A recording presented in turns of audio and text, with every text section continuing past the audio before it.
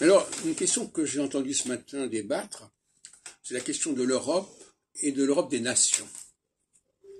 Alors, est-ce qu'en phase équinoxiale, nous sommes actuellement à la charnière entre la socialité et l'équinoxialité, donc les choses ne sont pas claires, elles vont se clarifier avec les mois qui passent. Est-ce que la question des nations sera relativisée ou est-ce que sera renforcée? Astrologiquement, il faut absolument répondre à cette question, parce que là, si l'astrologue a des choses à dire, il faut qu'il puisse le dire dans ce sens.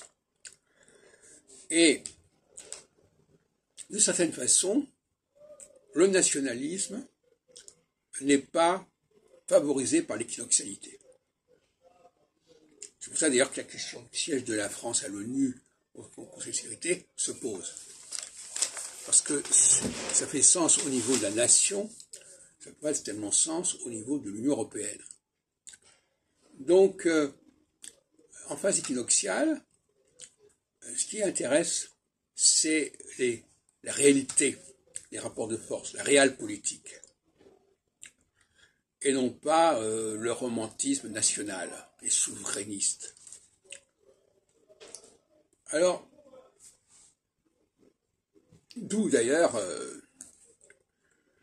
une phase équinoxiale qui favorise d'une certaine manière l'occupation et la conquête, comme on l'a vu en 67 en Israël ou en 40 en France, à savoir que le sentiment, la fibre nationale apparaît comme relevant d'une autre époque.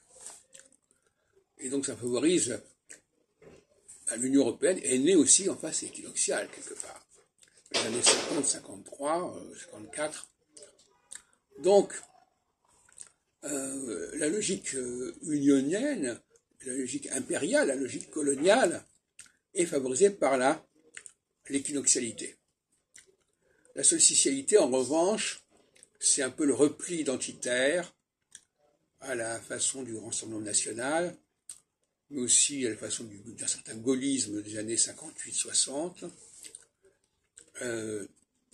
qui finalement a laissé l'Empire se désagréger, parce que la solsticialité, c'est la désagrégation des empires. Et l'équinoxialité, c'est le renforcement des empires. Et vous savez que cette notion de démantèlement ou reconstruction des empires est au cœur de mon travail dans la vie, dans les clés pour l'astrologie, de 76. Pour moi, le grand problème de Henri Barbeau, c'est qu'il n'a pas su définir les enjeux de l'astrologie mondiale. Moi, je l'ai dit déjà en 76, les enjeux de l'astrologie mondiale, c'est à quel moment les empires se forment et à quel moment ils sont démantelés. C'est-à-dire ce qui s'est passé en 1989, notamment, avec le démantèlement en phase solsticiale, d'abord du pacte de Varsovie avec les différents pays satellites, et ensuite, 2 ans plus tard, donc dans la foulée de la phase solsticiale, toujours en phase solsticiale, de l'effondrement de l'Union soviétique. Donc, le nationalisme nuit à la notion d'union et de fédération, et inversement.